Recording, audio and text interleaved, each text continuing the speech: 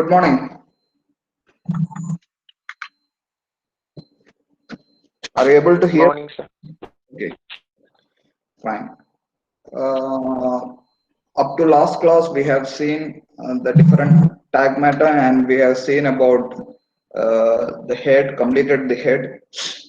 Second, we have seen the second tag matter, that is the thorax, wherein we have studied about the sclerites of thorax and the appendage, the legs in the thorax. Today we will discuss about the next group of appendage in the thorax, that is wings. Actually, the wings are located just like as we have discussed in the last class, is located in the second and third segments of the thorax, the meso and metathoracic segments of the thorax. And these together, the meso and metathoracic segments of the thorax, is called as the pterothorax, because ptera means wings. Because these segments bears the wings, we call it as pterothorax. And last class we have discussed these two segments, meso and metathoracic segments, have very good developed muscles for the wings, so to aid the flight of insects. So that is a brief description about the wings. This is also with respect to our practicals also, wings and modifications in our practicals also, all those things the entire class, today's class will be, should be included in your practical records. Okay, first we will see the structure of the wing.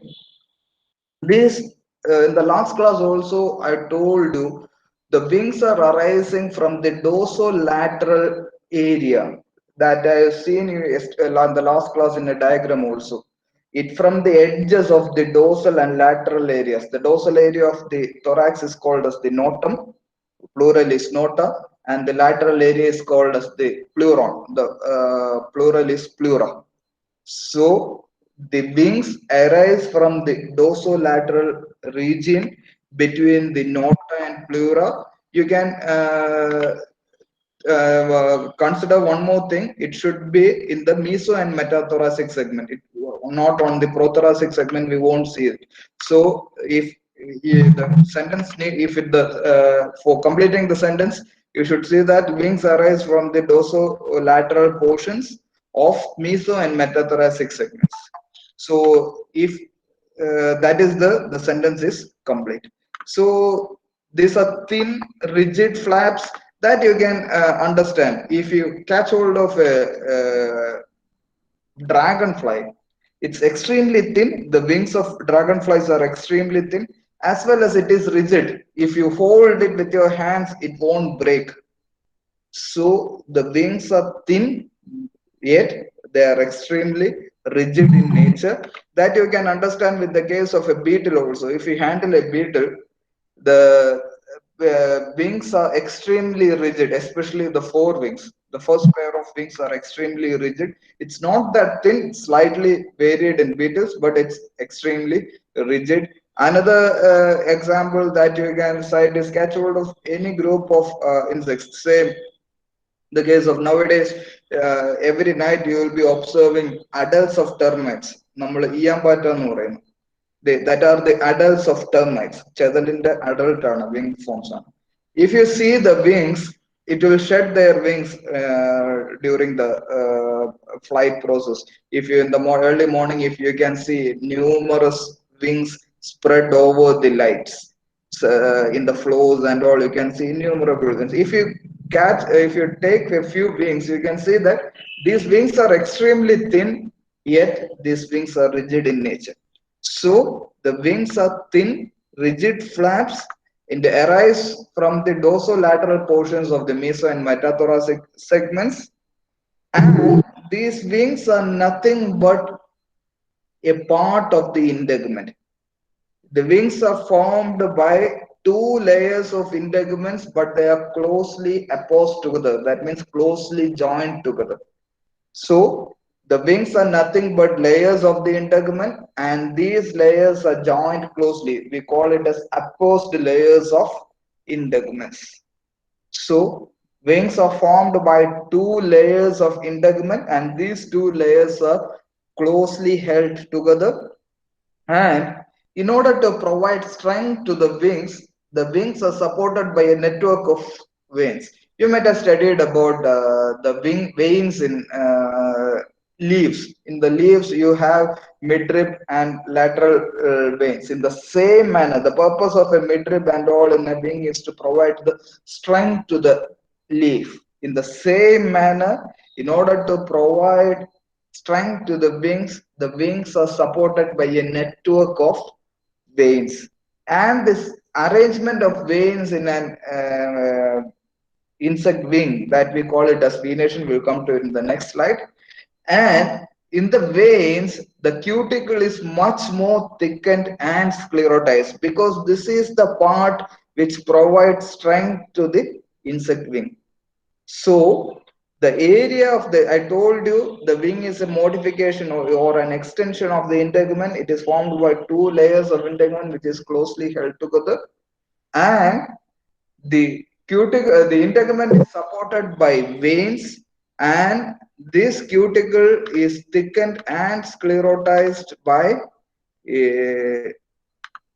thickened and sclerotized by veins, and these veins, this area where the veins are present in any insect wing, these areas of cuticle is thickened and heavily sclerotized.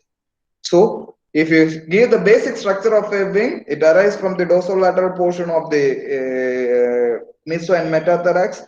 These are lateral expansions of integument. Two layers are held together, and in order to provide strength to the wings, we have a numerous veins, and the area of the wings where veins are present, these areas are sclerotized and heavily thickened.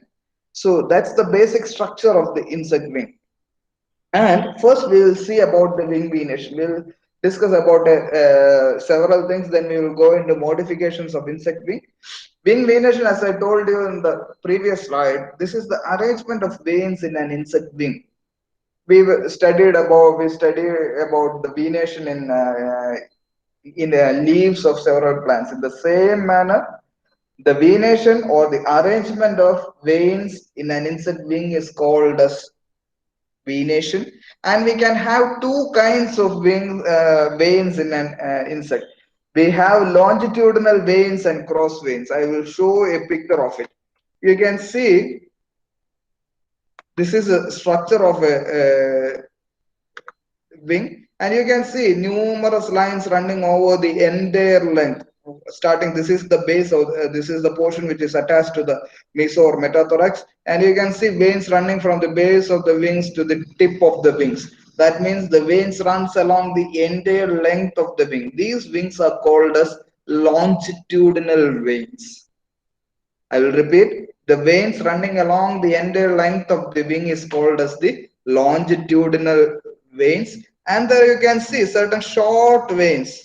You can see one over here, you can see one over here, you can see one over here, you can see another over here. These veins which connects different veins, these are very small short veins. These veins connects different longitudinal veins, and these veins which connects longitudinal veins are called as cross veins. So in the insect veins in an insect wing, we have longitudinal veins which runs from the base to the tip of the wing, and we have cross veins which connects longitudinal veins. These are extremely short in nature. So we have two types, longitudinal veins and cross veins, and the basic venation in an insect wing consists of about 8 veins, and these veins are named from the anterior end of the wing. I will show the picture again. See, you can see you numerous lines running over the entire length of the insect vein. And if we see this, this is one vein, this is the second vein, this is the third vein, fourth, fifth, sixth, seventh, and eighth. Actually, these three are grouped together. We usually say it as a single group of veins. And if we normally name the veins from the anterior, this is the anterior portion of the vein, this is the posterior part of the vein. We usually name the veins from the anterior part of the insect wing. So the veins in a normal, you can't see all the veins in all insects. This is a general kind of wings, and this is the normal pattern in a general kind of insect wing. If all the veins are present, in most of the cases, 99% of the cases, some of the veins will be absent. But in a typical wing, these veins will be present, and the anterior most vein is the costa. We abbreviate it as C. Followed by that, posterior to it, it is subcosta. Then we have radius. Radius is again branched into a second vein called as radial sector. Actually, these two forms, the radius and radial sector, is part of one vein, but the radial vein branches out into radial sector also. Then we have medial vein. This medial vein is branched into two, that is anterior media and posterior media. Then we have the cubitus vein. This cubitus vein is again branched into anterior cubitus and posterior cubitus.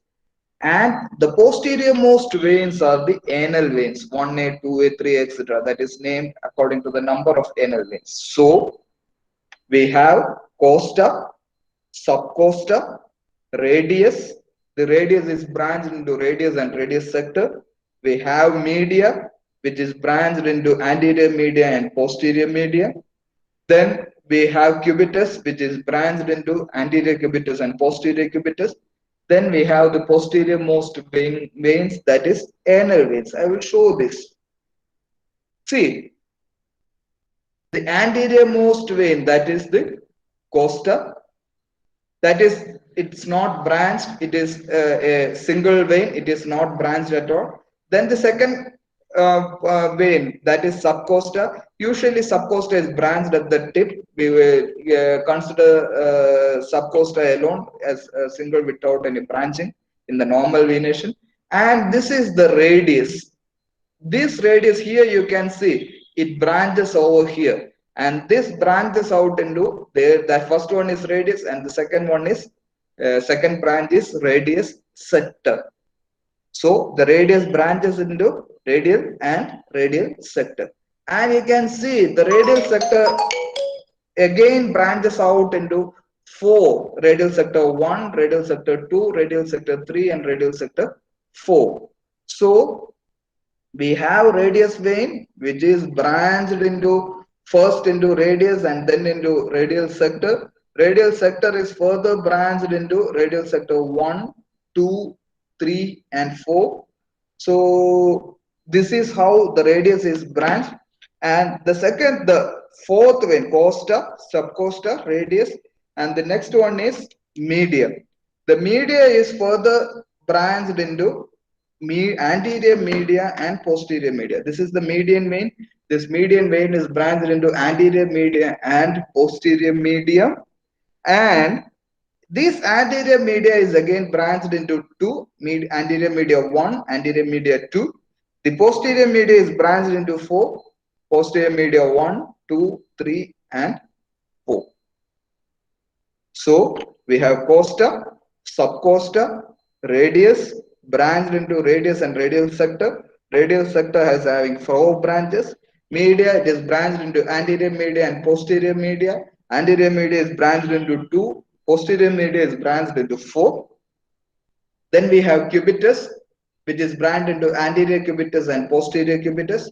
This anterior cubitus is further branched into 2: anterior cubitus 1, anterior cubitus 2.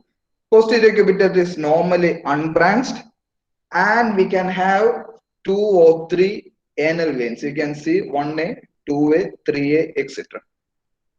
So the venation in insect wing consists of costa, subcosta, radius, branched into radius as well as radial sector. Radial sector consists of 4 branches. Media consists of 2 branches: anterior media and posterior media. Anterior media has 2 branches, 1 and 2. Posterior media has 4 branches, 1, 2, 3, and 4. Then we have cubitus, which is branched into anterior cubitus and posterior cubitus. Anterior cubitus is branched again into 2, 1 and 2. Posterior cubitus is not branched. And anal veins, we can have 2 to 3 anal veins, 1A, 2A, and 3A. So this is with respect to the longitudinal veins which is present in the insect vein. And we have said there are short cross veins connects between two longitudinal veins. These longitudinal veins are, these cross veins are humeral cross vein, radial cross vein, radiomedial cross vein, and mediocubitus cross vein. This humeral cross vein, you can see this. This is a humeral cross vein. This humeral cross vein connects between costa and subcosta. You can clearly see this. The humeral cross vein connects between costa and subcosta. Then we have radial cross vein. This is the radial cross vein. You can see it connects radius and radius sector. So radial cross vein connects radius and radial sector. And then we have radiomedial cross vein. As the name indicates, it connects radius and median veins. So radiomedial cross vein, it connects radius and median. Then we have mediocubital cross vein. You can see it connects media and cubitus. So we have four cross veins. The first one is the humeral cross vein. It connects costa and subcosta. We have radial cross vein which connect radius and radial sector. We have radiomedial cross vein which connect radius and media. We have mediocubital cross vein which connects medial and cubitus. So the longitudinal veins are costa, subcosta, radius branched into radius and radial sector, media branched into anterior media and posterior media, cubitus branched into anterior cubitus and posterior cubitus, and we have 2 to 3 anal veins. And we have cross veins, humeral cross veins between costa and subcosta, radial cross vein between radius and radial sector, radiomedial cross vein between radius and media, mediocubital cross vein between medius and cubitus. So this is how the basic wing venation. If you learn to draw this picture, and if you are asked about wing venation, just draw this picture and expand this abbreviation. That is sufficient, and that it will complete. Just write what are the longitudinal veins, what are the cross veins. Just draw this, that is more than sufficient. And you can see certain plus and minus symbols over here. See this, C is having plus, SC is having minus, R is having, radius is having plus, radial sector is having minus, anterior media plus, posterior media minus, etc.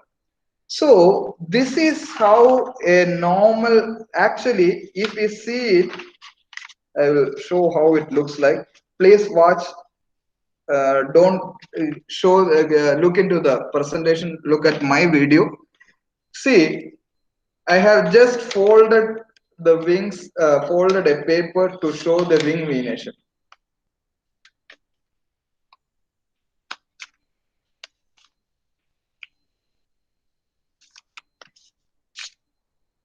So, if you see a wing venation, and if you see a wing, you can see the wing can be folded over like this, just like a fan.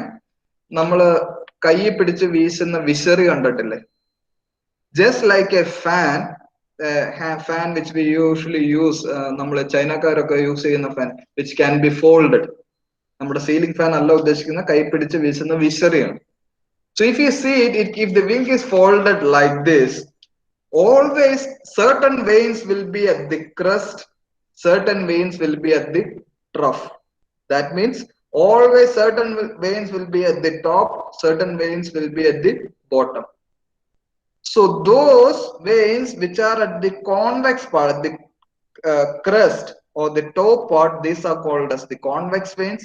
Those veins which are at the trough part is called as the concave veins. So these alternate. So the vein which are as the first vein which are at the crest, that is the convex vein, that is costa. Then we have a subcosta which is again at the trough, that is the concave vein. Again we have a convex vein, that is radials, then radial sector.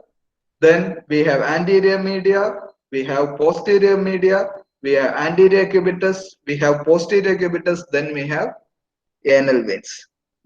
So This is how the wing venation is arranged. We have convex veins and concave veins. This is based on how veins are arranged when the wing is folded. Those veins which are on the crust part of the vein, these are called as the convex vein. We have costa, radius, anterior media, anterior cubitus, which are, and anal veins, which are the convex veins. And the concave veins include subcosta, radial sector, posterior media, posterior cubitus. So these fall on the trough portion of the wing when the wing is folded longitudinally. Hope the wing venation is clear to you. We have longitudinal veins and cross veins, and we have discussed about the convex veins and concave veins. So the convex veins are given as plus, the concave veins are given as minus, because these are in the troughs. The convex veins are on the crust, that's why it is given as a plus. Coming to the wing flexion and wing folding. So, though I told wings are rigid in nature, the wing can be moved along its longitudinal length. That means if you say this is the wing, you see my video, and if this is the wing, it's not actually completely rigid. At certain point, the wing can be folded like this, the forward side or the backward side. There are certain lines along with the wings can be folded. These wing folding lines are called as the flexion lines. Flexion line, wing flexion lines. The lines along with wings can be moved. The way, so this enables the insects to flap their wings. This is a single wing, and if this is the flexion line, along this line the insect will be able to flap its wings. So the lines along with the wings can be moved. These are called as the flexion line. We have three lines. I will show you the three lines. This is the show you.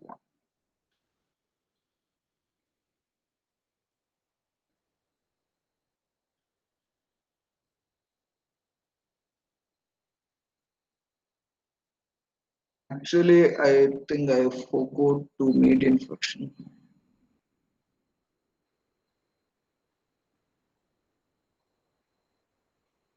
Actually, I forgot to put that picture. Actually, in this one shows only two, the clavel furrow and jugal fold. Actually, we have one more line stretching over here, that is median flexion line. So we have three flexion lines. Uh, the first flexion line will be running like this, and this line is called as the median flexion line.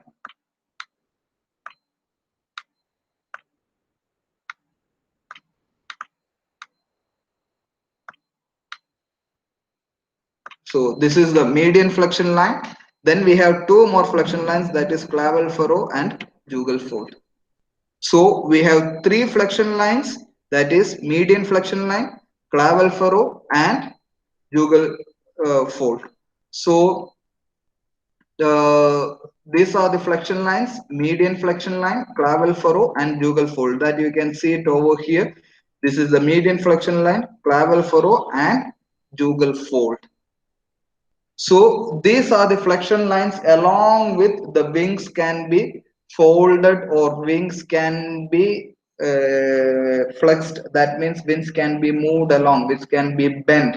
So we have three flexion lines: median flexion line, clavel furrow and jugal fold.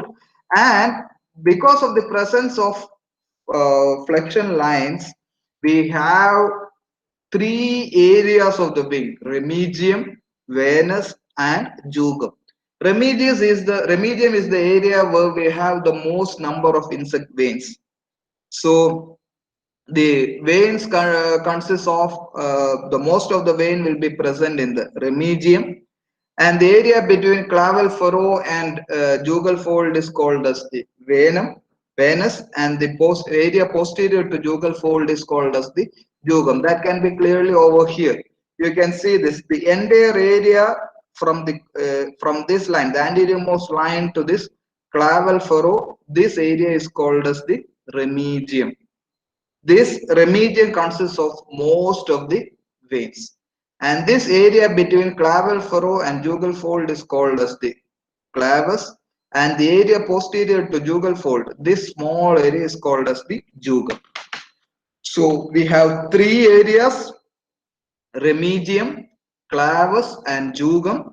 Remigius is the area anterior to the clavicle furrow till the anteriormost area, anteriormost part of the vein, and the area between clavicle furrow and jugal fold, this is called as the clavus, and the area posterior to the jugal fold is called as the jugum. So we have three flexion lines: median flexion line, clavicle furrow, and jugal fold. And we have three areas: remigium, clavus. It is also called as venous. You might have observed that in the slide I have written it as venous, remigium, venous. In some textbooks it is referred to as clavus, remigium, venous or clavus, and the third part is jugum. Remigium is the area anterior to the clavicle furrow. The area between clavicle furrow and jugal fold is called as the venous or clavus, and the area posterior to jugal fold is jugum. So we have flexion lines, we have areas, then we have margins and angles of the wing. See, this is the anterior margin of the wing. This is the distal margin of the wing. This is the posterior margin of the wing. And these margins are named as, the anterior margin is called as the costal margin. The the distal margin is called as the apical margin, and the posterior margin is called as the anal margin. I will repeat. The wing, it's almost like a triangle. You can see it. One, two, you can see the third. So this, uh,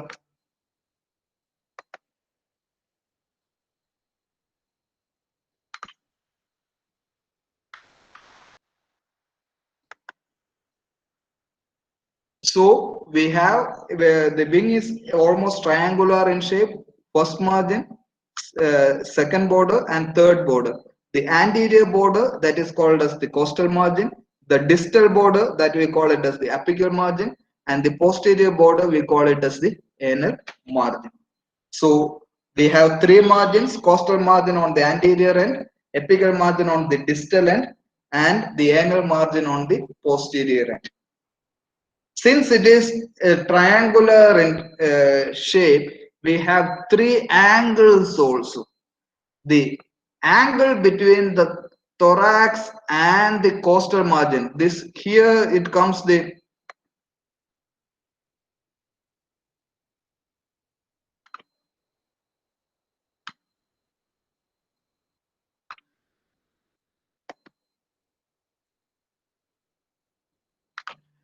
this is the thorax.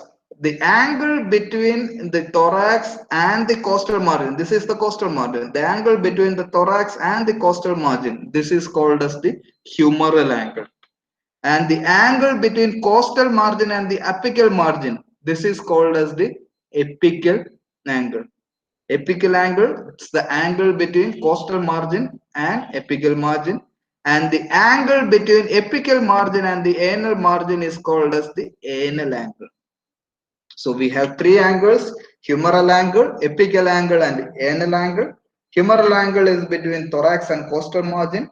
The angle between costal margin and apical margin is called as the apical angle, and the angle between apical margin and the anal margin is called as the anal angle.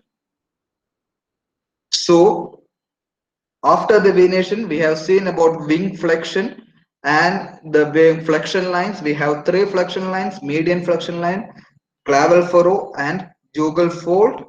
And because of the presence of this flexion line, wing is divided into three areas: remigium, venous or clavus, and the jugum. The area between the claval furrow and costal margin is called as remidium. It consists of most of the veins. And the area between claval furrow and jugal fold is called as the venous or clavus. And the area posterior to jugal fold is called as the jugum. And we have three margins. The anterior margin is the costal margin, distal margin is the apical margin, and the posterior margin is called as the anal margin. We have three angles: humeral angle between thorax and costal margin, apical angle between costal margin and apical margin, and anal angle between apical margin and anal margin.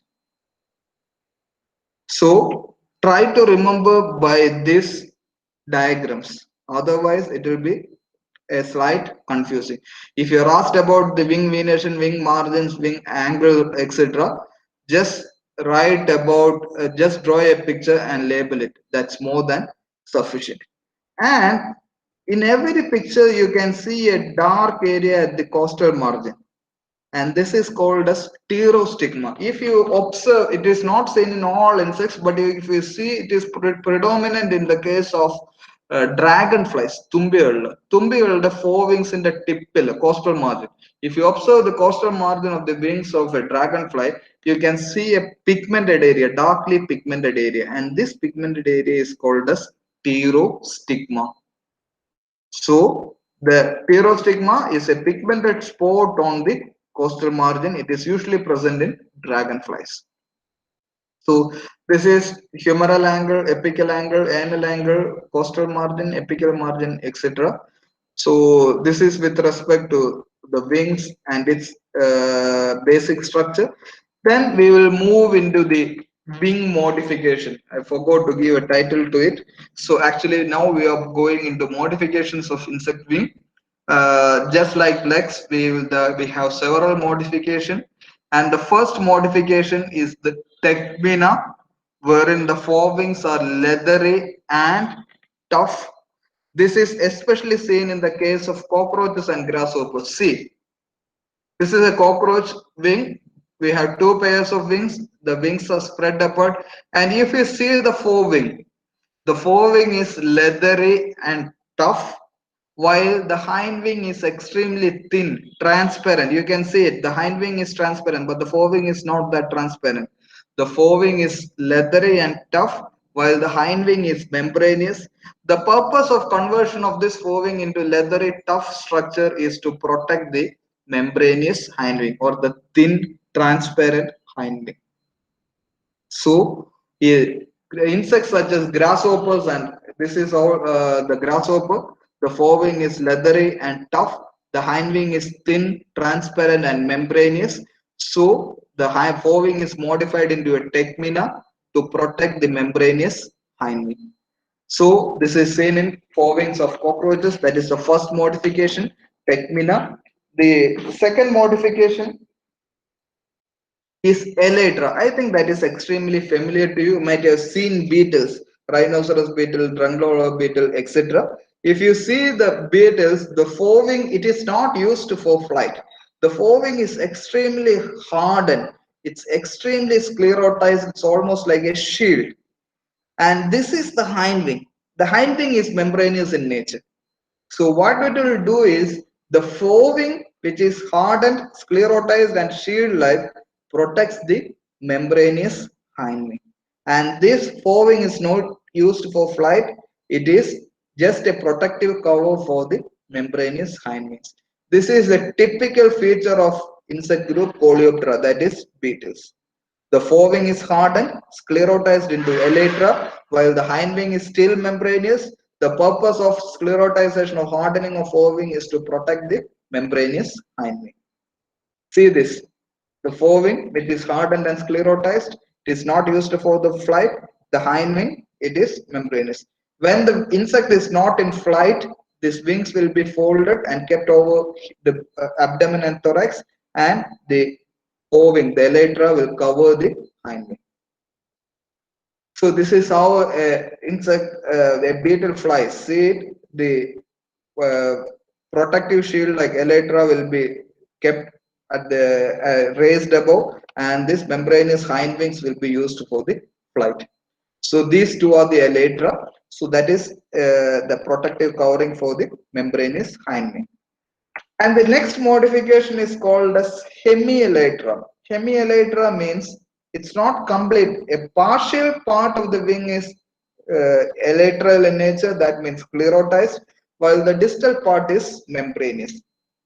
So the basal part of the wing is thick and leathery, while the distal part of the wing is membranous in nature. So we can see it over here.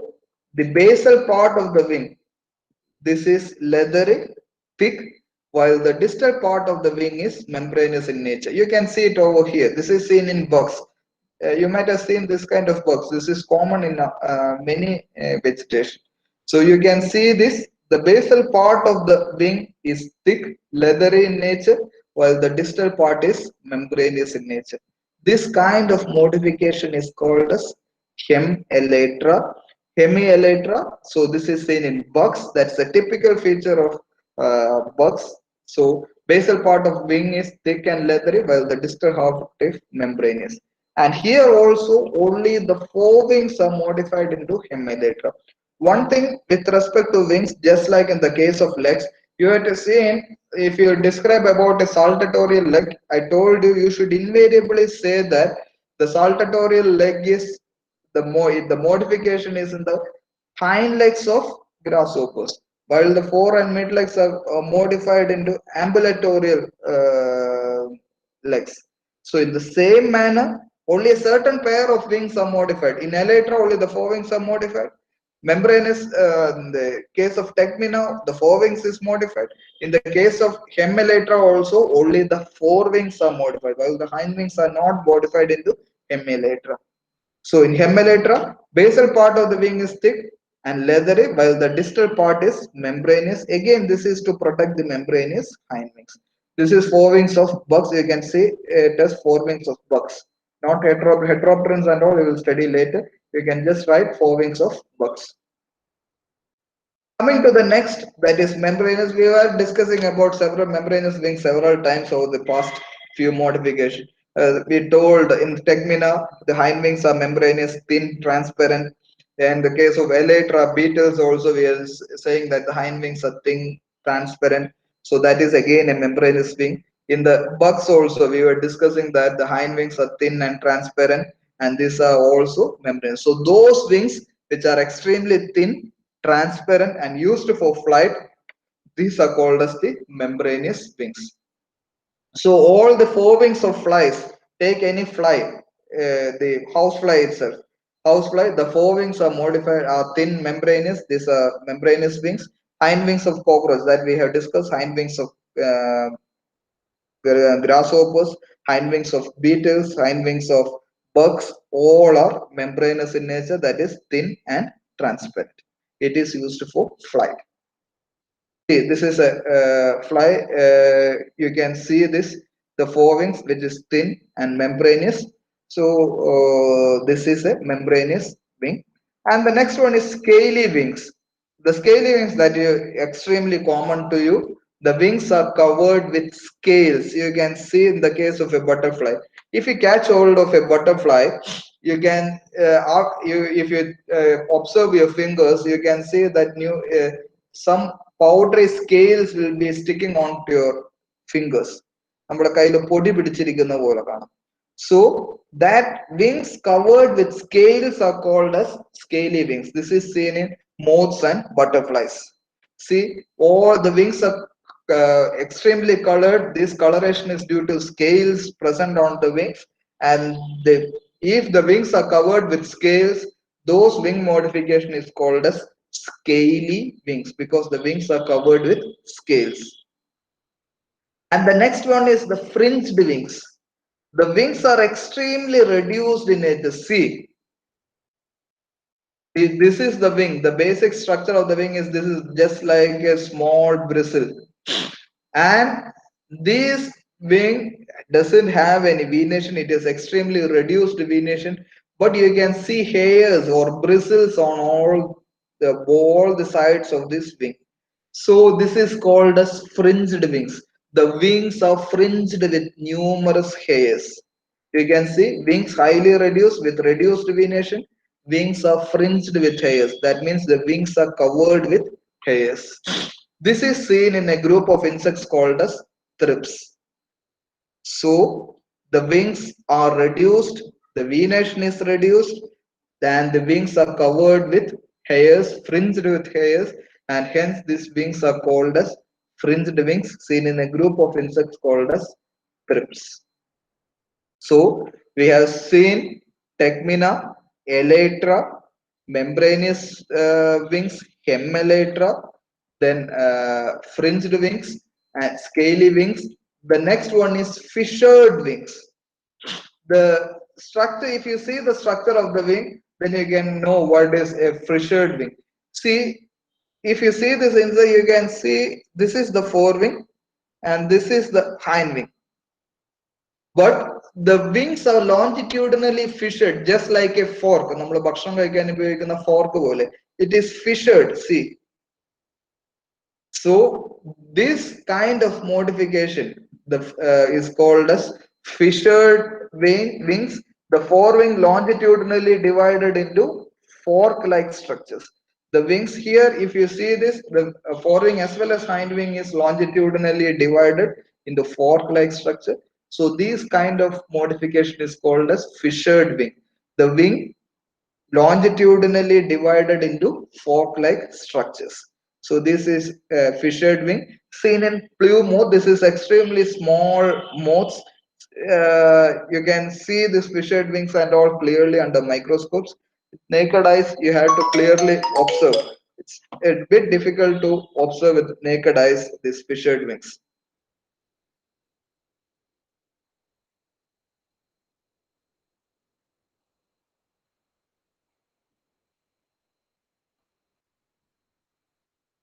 So that is fissured wings.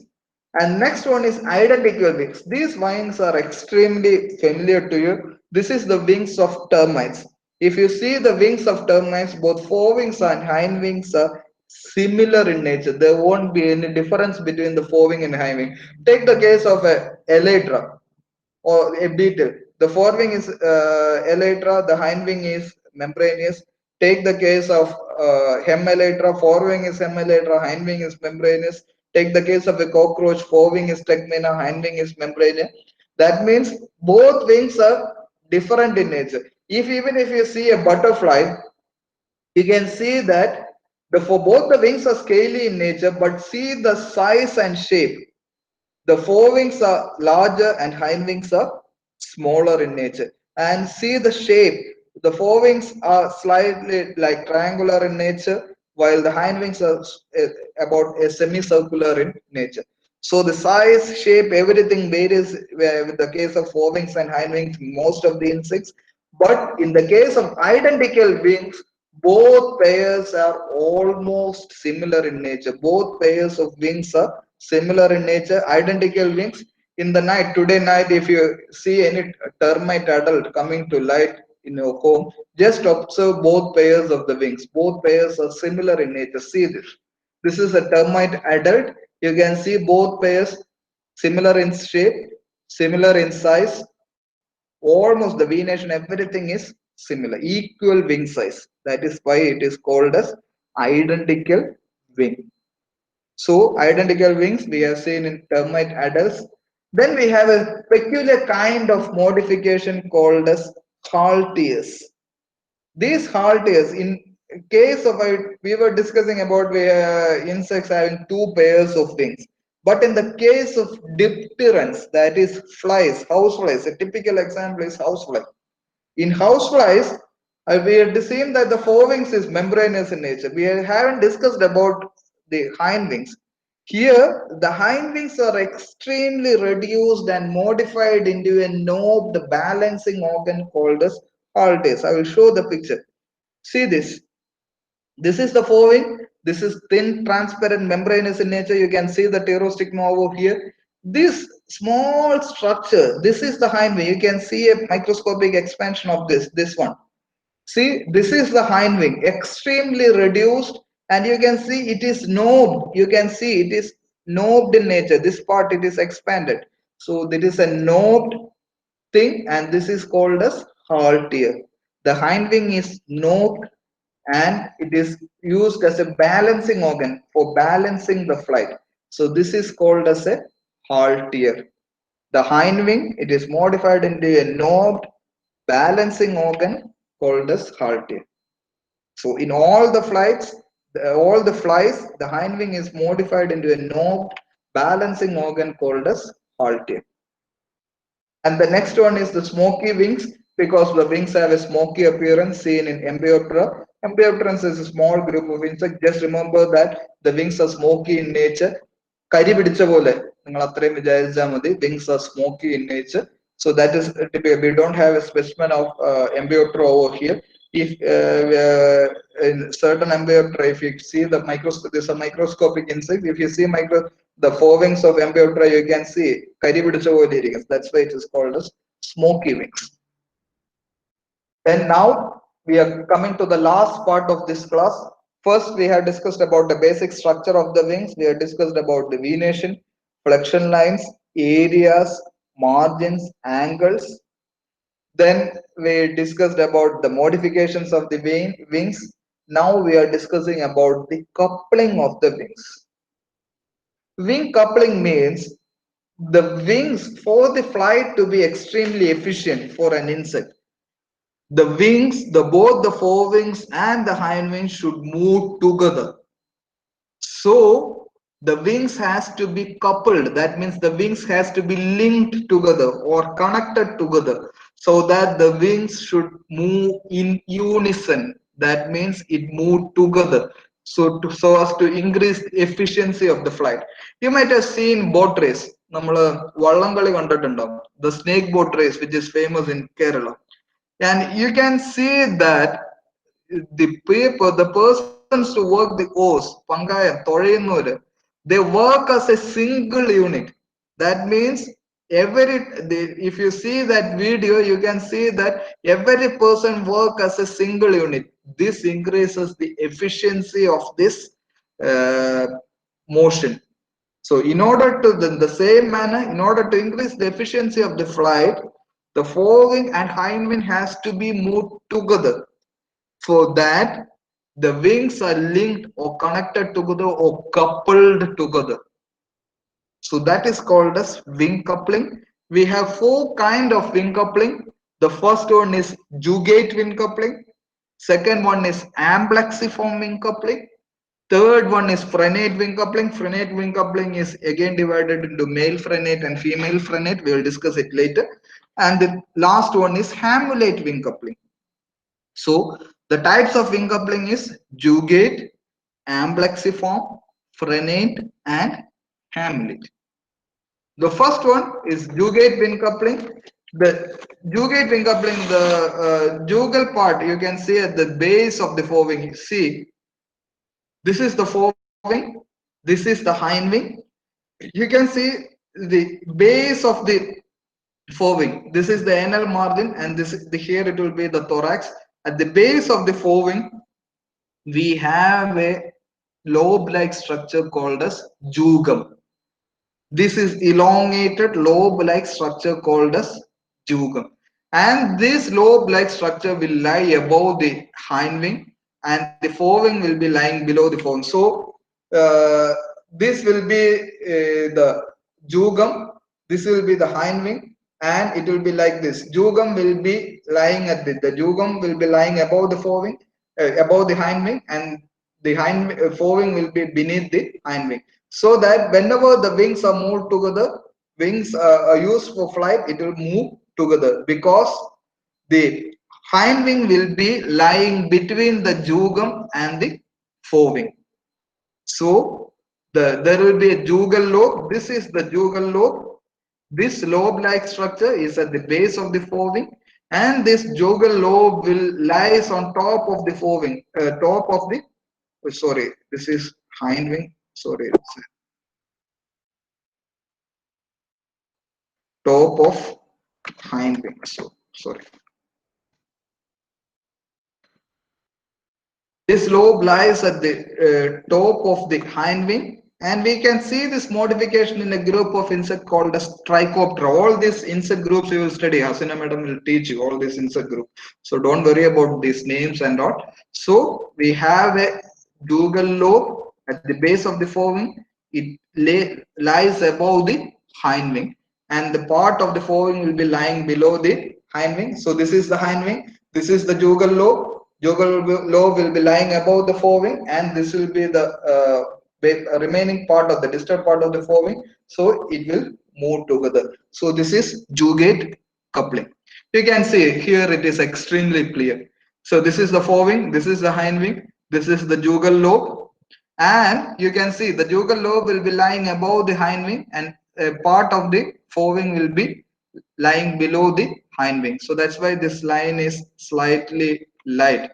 So this is below the hind wing. So whenever this one wing is moved, the other wing is also moved together. That's wing coupling. The next one is frenate wing coupling. This frenate wing coupling is seen in moths, especially fruit sucking moth. In this fruit sucking moth, in males and females, this coupling is slightly different. So that's why we have a frenate wing coupling. We classify it into two, female frenate and male frenate. So we will see the picture first. See, this is the hind wing. This is the humeral area. You might be remembering the humeral angle. That means the angle between thorax and the costal region. See, this is the hind wing. This is the forewing. And from the humeral area of the hind wing, we have bristles arising forward. And these bristles are called as frenular bristles or frenulum. And I will repeat again, from the humeral area of the hind wing, we have a group of bristles, fine hair-like bristles called as frenulum or frenular bristles. And at the undersurface or the ventral side of the forewing, on the cubitus vein, we have again a small tuft of hairs called as retinaculum. I will repeat, from the humeral area of the hind wing, we have frenular bristles, and on the undersurface of the wing, on the cubitus vein, you know what is a cubitus vein? We studied about costa, subcosta, radius, medial, and cubitus vein. And on the cubitus vein, we have short hairs, and these hairs are called as retinaculum. What this will do is, this is the forewing, this is the undersurface of the wing, we have short hairs, this is the hind wing, this is the humeral area, we have bristles, small hairs. These two hairs will link together or couple together. So both the forewing and hind wing can be moved together. This is seen in female moths, female fruit sucking moth. So this is the female type of frenate wing coupling. And in the male type of frenate wing coupling, the difference is that the frenulum is modified into a single stout spine-like structure. Here it is a group of hairs or bristles. Here it is a single stout spine-like structure. So that is the difference. From the humeral area, we have a frenulum, which is a spine, single stout spine-like bristle, and on the undersurface of the forewing, on the radial vein, here it was on the cubitus vein, on the radial vein, instead of a hair-like structure, we have a hook-like structure. So on the forewing, we have a hook-like structure on the radial vein, on the undersurface of the radial vein, and from the humeral area, we have a single stout bristle-like retinaculum, and this hook-like retinaculum and the single bristle-like frenulum will link together just like this. On this hook, this frenulum will be linked and the wings will be coupled. So the frenular bristles will be there at the base of the costal margin or the humeral area of the humeral part of the hind wing. There will be hairs on the undersurface of the cubitus vein, that is retinaculum, and this frenulum and retinaculum will be linked together.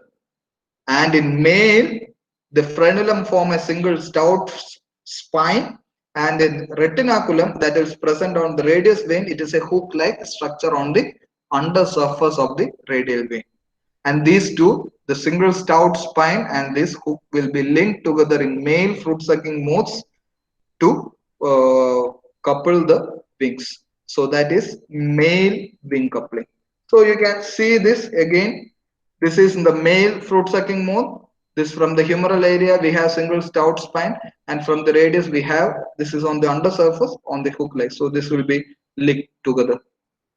Here you can see this. This is photographic video. You can see the frenulum. You can see it is under covered by hairs, but this is the retinaculum. The way it looks like in female, it is a patch of frenulum is having a tuft of hairs or bristles.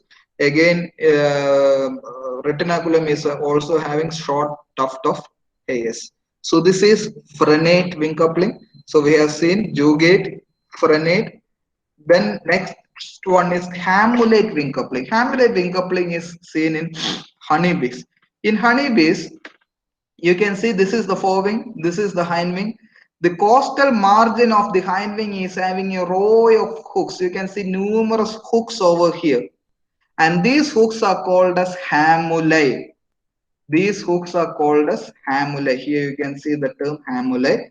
The costal margin of the hind wing is having a row of hooks, and what it will do is these hooks will cling on to the anal margin of the forewing. So the costal margin of the hind wing, we have a row of hooks, and these hooks will cling on to a small fold on the anal margin of the forewing. You can see it clearly over here. You can see the microscopic picture. You can see a row of hooks called as hamulae, and these hooks will cling on to the anal margin of the forewing, so that the wings will be coupled or linked together during flight. So this is nothing but hamulate wing coupling. Costal margin of hind wing have a row of hooks called hamulae, and hamulae locks on the fold of the anal margin of the forewing. You can write the anal margin of the forewing. This is seen in honeybees. And the last kind of wing coupling is called as the amblexiform wing coupling. Amblexiform wing coupling. And the amblexiform wing coupling is the simplest kind of wing coupling. This is normally seen in butterflies. Here, this is simple kind. You can see that the forewing is lying over the hind wing. So this is the hind wing, and this is the forewing. This forewing is lying above. This is the hind wing. We can't see the base of the hind wing. That basal part, the costal margin and all, it is completely overlapped by the forewing. This is simple overlapping of the hind wing by the forewing. So overlapping of fore and hind wing, that is the amblexiform wing coupling seen in butterflies. So this is the wing coupling. Jugate, which is seen in Trichoptera, the single jugal lobe is present. In frenulum, we have frenate wing coupling. We have frenulum from the hind wing and retinaculum from the forewing. There is slight difference in males and females. Frenulum will be bristle-like in females, and the retinaculum also is bristle-like in females. But in the males, frenulum is a stout spine. It is hook in the case of retinaculum in the case of males. In hamulate, it is seen in honeybees, wherein the costal margin of hind wing having a row of hooks called as hamulate. It couples with the inner margin of the forewing. And in amblexiform, which is seen in butterflies, the fore and hind wings just overlap. That is the simplest form of wing coupling. So we are completing the second tag matter, that is thorax. I am stopping it over here. If you have any doubts, you can clear it over here. If the last two classes we have a bit attendance low. Previously, our attendance was somewhat up to 90, between 85 and 90. The last class on Friday's class we had about 70. Today's class we have only 60. Compared to the head region, the thorax is a bit easy to understand, the modifications of legs and wings. So go through this. I have not set the questions for the last two classes. I will set it today, so you can answer it tomorrow and day after tomorrow. Hopefully, I need only 2 more classes Tomorrow I will take one more classes and finish it for now. We will finish off the abdomen tomorrow. Abdomen is very short. Then we may have just post embryonic, but that I will complete after the physiology part of Manisha. So that is post embryonic part, how the metamorphosis and all comes. So any doubts?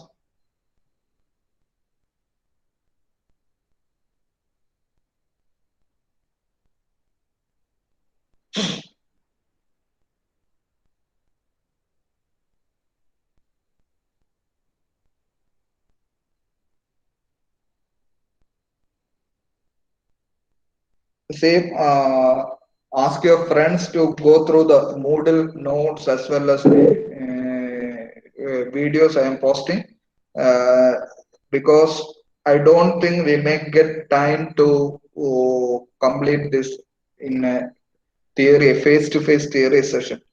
This will be the final theory part for this course, for this morphology. I may not be able to take it again. You may come here only for maybe only for your final exams. So in that case, you have to go through this clearly. This is a bit tough course. Go through it. If you have any doubt, feel free to ask me. I will answer it up to my knowledge level. If you have anything, and if you don't have anything, I'm finishing it over here. Thank you. Thank you very much.